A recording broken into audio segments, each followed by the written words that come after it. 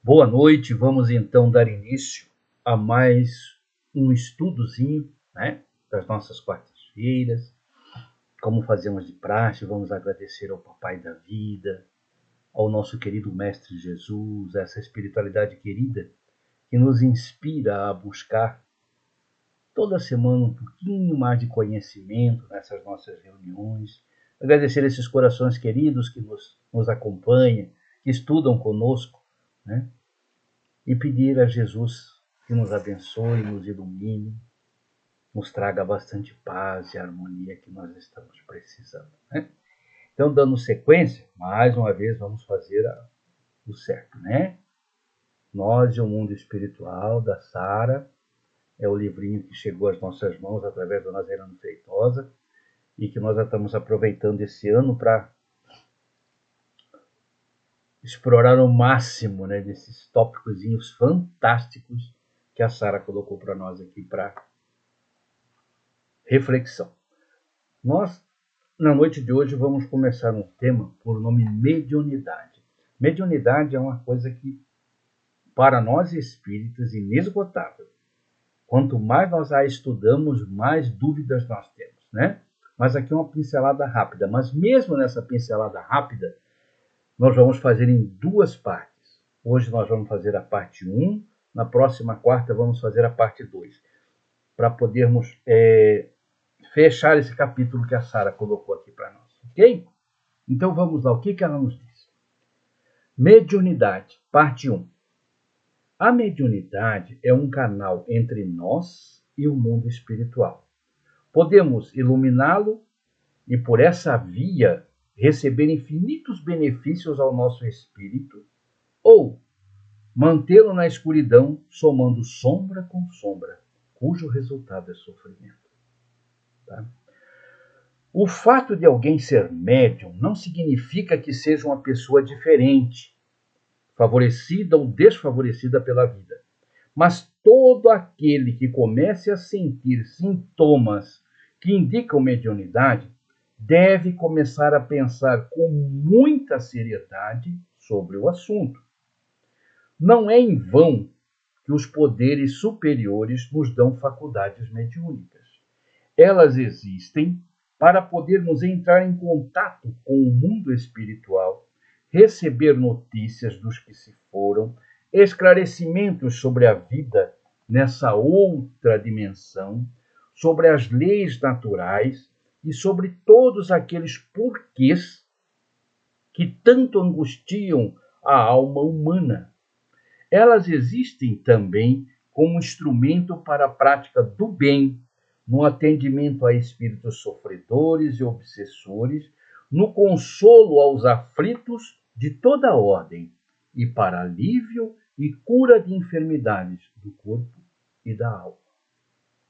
Vamos fazer uma paradinha aqui. Primeiro, a doutrina espírita nos ensina que todo ser humano, sem exceção, é médium. Ah, mas eles não são espíritos. Calma. Todos os seres humanos são médiums. Uns mais, outros menos. Como que a ciência define isso? Como percepção extrasensorial. Uns passam pela vida, vivem 90, 100 anos, nunca passou pela cabeça isso aí, nunca sentiu nada.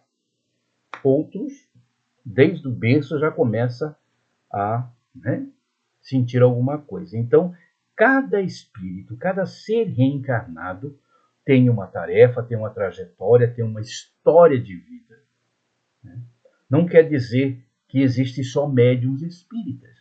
Tem médiuns católicos, tem médiuns protestantes, tem médiuns budistas, tem médiuns umbandistas, tem médiuns, enfim, nas N religiões que tem nesse nosso querido planeta. Tá? Se nós observarmos bem, o dom da palavra é um tipo de mediunidade. E muitos dos nossos irmãos de outras escolas religiosas têm esse dom fantástico da palavra, do convencimento, não é verdade? A doutrina espírita foi a religião que mais se aprofundou no estudo da mediunidade, de seus efeitos, né, dessa técnica, vamos supor assim, né? De intercâmbio entre os dois planos, entre as duas dimensões. A Sara continua, vamos lá. Além dos esclarecimentos de O Livro dos Médiuns, de Allan Kardec, inúmeros espíritos têm trazido valiosas informações a esse respeito. Podemos entender que a mediunidade de tarefa, guardem bem isso aí, mediunidade de tarefa, que é a grande maioria dos espíritas, né? Tem aquela mediunidade que não é de tarefa, é mediunidade, ele sente alguma coisa, pressente, tá? Lembra-se de alguma coisa, mas passa a vida, ele não é espírita, não tem nem noção do que é espiritismo, não é a mediunidade de tarefa. Ela está dizendo aqui mediunidade de tarefa, sempre é programada antes da reencarnação. Muitas vezes ela representa uma troca nas formas de resgate kármico. Olha que coisa interessante para nós espíritas, para nossas casas, para orientarmos as pessoas, principalmente quem trabalha com esclarecimento, com atendimento fraterno. Tá? Continuando. Digamos que um espírito, conhecendo e lembrando-se de uma ou mais de suas vidas passadas, nas quais cometeu faltas graves perante a lei maior, decide-se a resgatá-las. Entende, então, que, para acabar com aquele remorso, retirar aqueles pesos de sua consciência profunda, precisa renascer na Terra e purgar as suas culpas numa existência de grande sofrimento e limitações. Ela está dizendo aqui de um espírito na erraticidade, ou seja, fora do corpo físico, né, onde nós vamos encontrar conosco mesmo, com os nossos erros, né, com a nossa consciência profunda. Aí detectamos que nós falhamos em alguma coisa para trás aí, e precisamos organizar, recolocar isso no lugar para podermos seguir em frente. Né? Então, qual que é a nossa decisão? Eu preciso voltar lá, no campo onde eu cometi os delitos, e reparar esses delitos. Essa é a lei. Quem planta, colhe. Ação e reação. Nós já conversamos sobre isso aqui. Né? Então, esse espírito, ele toma essa decisão. Ora, eu fiz alguém sofrer. Eu maltratei, eu enganei alguém. Eu contribuí para o sofrimento de uma coletividade, por assim dizer. Situações, né? Então, eu preciso voltar para purgar essas coisas. E para me resguardar, para me reparar, como diz, não é lei mosaica de olho por olho, dente por dente, mas não. Eu vou ter que, né? A quem eu fiz sofrer, eu vou ter que inverter a coisa. Vou ter que fazer o bem. Ou sentir na pele o que eu fiz ao outro. Né? Ela continua dizendo, ó, nessas situações, quando há merecimento da parte desse espírito, vamos supor que nós estamos fazendo assim uma comparação, ele pode conseguir uma troca. Opa, já começou a melhorar. Né? Em vez de reencarnar com um programa de vida repleto de dores e aflições, irá retornar à matéria, trazendo um compromisso de trabalho mediúnico. Olha só como Deus é infinitamente amor. Né? Então, no lugar de ele voltar para purgar essas culpas das existências passadas com grandes sofrimentos ou limitações, ele pode trocar, se ele tiver um certo merecimento, trocar pelo quê? Pela mediunidade. Mediunidade de tarefa. Lembra que nós falamos? Mediunidade de tarefa. Não a mediunidade comum, vamos por comum, modo de dizer, né? Ou essa mediunidade que é inerente a todo ser humano. A mediunidade de tarefa. Essa mediunidade, nos diz a Sara, é a permuta de sofrimentos por uma tarefa de amor. Ó.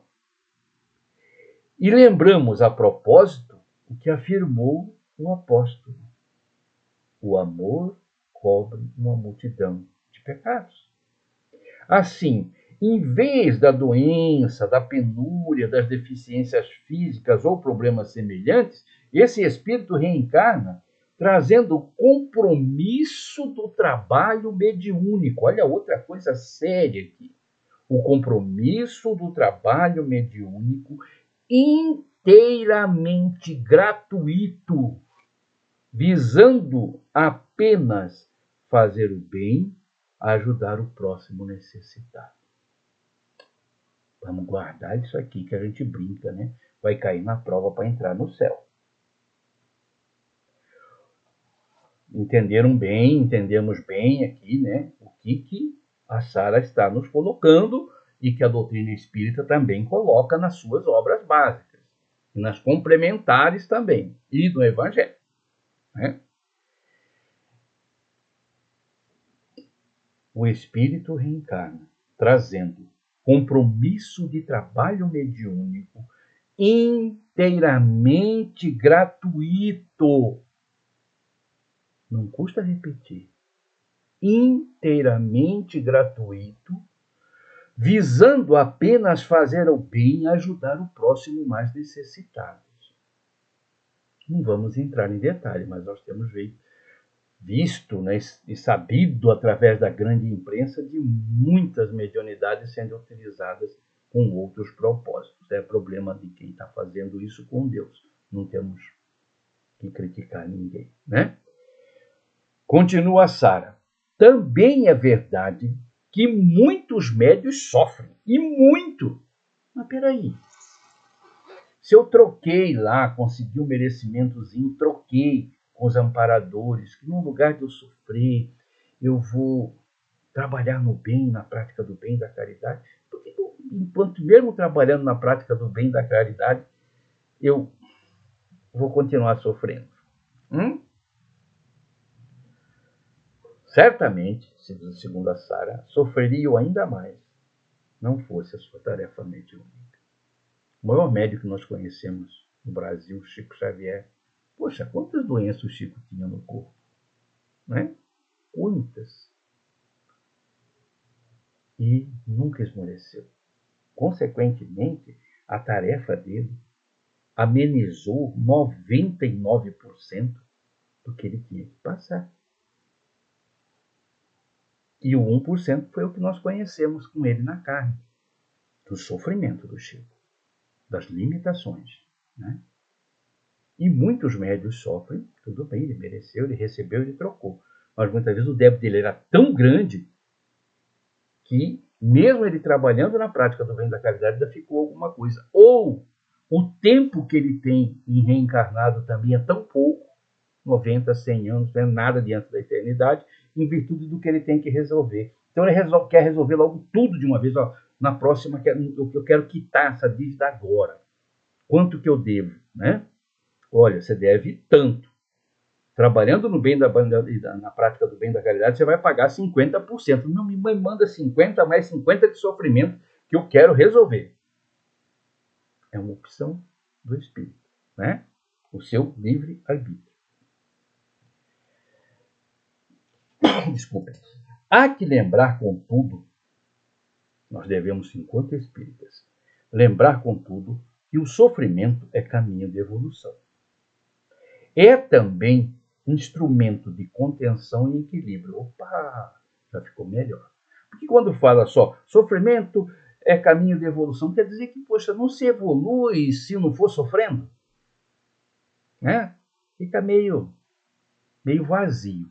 Mas, quando complementa, é caminho de evolução e também instrumento de contenção e equilíbrio. Como que nós vamos entender isso aqui, meus irmãos queridos? Tem gente que hoje está numa situação humílima, né? Simples, com pouquíssimos recursos, com o suficiente. Deus nos dá o suficiente para vivermos, apenas com o suficiente para viver aquela existência. De repente, vamos fazer um exemplo aqui, tá? De repente, ela consegue, ou alguém o ajuda, ou ela consegue, por um golpe de sorte, se melhorar na vida, receber um cargo de mando, de poder. Vocês podem perceber. Tem um ditado que diz que quer conhecer uma pessoa, dê poder a ela. Né? Dê o poder, ela começa a espezinhar os que ficaram para trás. No Evangelho tem uma passagem dessa.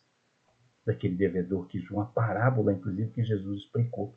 Através dessa parábola, como o nosso estágio de evolução ainda não permite que tenhamos certos poderes, vamos por assim, certos dons, certos bens, porque senão nós vamos abusar do poder e da bondade de Deus. Né? Por isso que ela diz, contenção e equilíbrio. Então, Deus foi tão misericordioso que deixou ele pobre, sem quase nada, só com o suficiente, porque se lhe der poder, ele vai se perder novamente no caminho. Por isso que a dor é caminho de evolução, de contenção e de equilíbrio. Agora ficou mais fácil. Entendemos? Vamos continuar? A dor, queiramos ou não, nos preserva de muitas quedas espirituais e muitas almas valorosas não a dispensam de suas programações reencarnatórias. Acabamos de falar do Chico. Não dispensa, porque eles sabem, né? Esse espírito que veio no corpo do Chico conhece muito do passado e do futuro. Não dispensa, né, a dor como baliza para a sua evolução. Continuando. Sempre que alguém volta à Terra comprometido com tarefa mediúnica antes da sua reencarnação, os mentores elaboram um planejamento para suas futuras atividades. Eles preparam também seu perispírito para poder servir, quando na Terra, como intermediário entre os encarnados e os desencarnados. O futuro médio, então, renasce e cresce, recebendo cuidados especiais visando a futura tarefa. Então, o médium de tarefa, como nós falamos atrás, aqueles que têm compromisso com a mediunidade, ele já nasce um berço que já começa a encaminhar, os próprios benfeitores já o encaminham. Normalmente ele já começa a lidar com instrumentos que vão facilitar, enriquecer esse seu caminho, para quando chegar o momento aprazado, ele abrace a tarefa que se comprometeu. Continuando. Ao aproximar-se a época em que deve ter início a sua atividade medianeira, regra geral, começam a lhe ocorrer coisas estranhas. A nossa casa espírita, a gente recebe gente todo santo dia com isso. Perturbações as mais variadas, doenças que os médicos não conseguem diagnosticar, acidentes anormais, sensações perturbadoras como arrepios e formigamentos, sonhos esquisitos, pesadelos, dores de cabeça, visão ou audição de espíritos e coisas semelhantes. Nessas ocasiões, sempre aparece alguém para dizer que isso pode significar mediunidade, aconselhando que procure um centro espírita. Todas as casas espíritas recebem toda semana esses nossos irmãos corações queridos que nos procuram com esses tipos de problemas assim, de desafios. Olha, eu estou sentindo que tem alguém me observando, vejo vultos, não consigo dormir direito, estou tendo os pesadelos, dor de cabeça, já fiz vários exames, não tem nada, o laboratório não acha nada, né? É que começou a soar o sino da hora. Olha, está chegando a hora daquele compromisso que você fez antes de reencarnar, né? De abraçar a mediunidade de tarefa. Auxiliar, ajudar os necessitados, como diz aqui atrás, né? Pois bem, a mediunidade começa a desabrochar no tempo aprazado, e quando o médium, obedecendo ao compromisso assumido, procura uma instituição espírita, inicia de forma equilibrada o desenvolvimento de suas faculdades. Nessas circunstâncias, passa também a merecer a assistência dos bons espíritos, vejam bem, que irão orientá-lo e ajudá-lo de acordo com a permissão superior. Mas, sempre tem mais, né? Que coisa!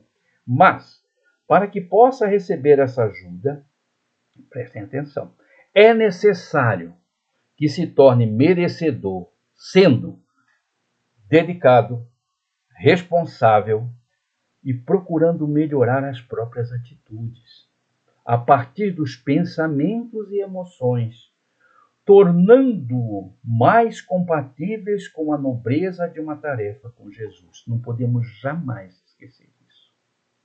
A nossa mediunidade é tarefa com Jesus. Então nós temos que ter essa certeza de que nós vamos trabalhar para o Cristo, com os seus prepostos. Tá?